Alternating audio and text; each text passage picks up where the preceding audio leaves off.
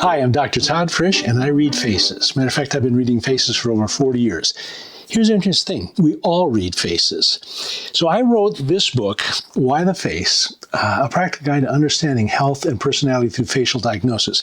As physicians, we're trained to ask, what's wrong? And I get that. The problem is I had patient after patient. I knew something was wrong. They knew something was wrong. And yet all their tests were textbook midline normal.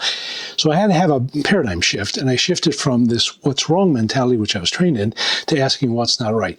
Face diagnosis was just a door that was so wide open to help me understand what's not right.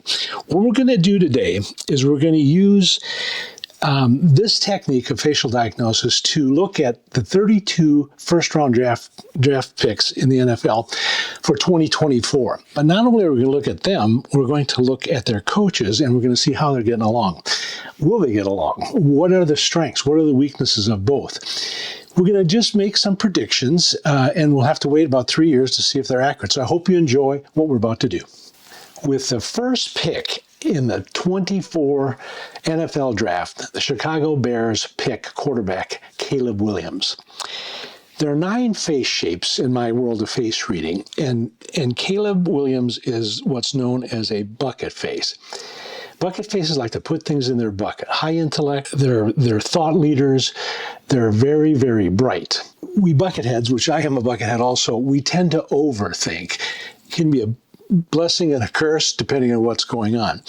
The Bears head coach is Matt Eberflus. So Matt is an iron face, very square, very Winston Churchill kind of face. So you can think of all iron faces as Churchillian in their nature. They're diplomatic, they're good leaders. We're going to see a lot of iron faces because the trait that we see in iron faces is strong, stable, stubborn. And isn't that what a lot of professional athletes are? So as we go through this, you're going to see this face very, very frequently.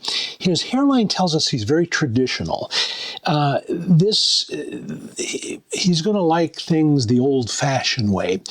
That may not bode well to a quarterback that likes to think on his own, because remember, his new quarterback is going to be very intellectual and very thoughtful and a thought leader.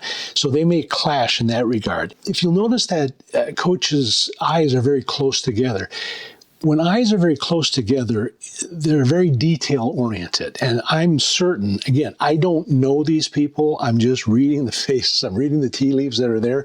He's going to be hyper connected to details. Now, you got a quarterback that likes to think on his own. You got a coach that likes to be into details.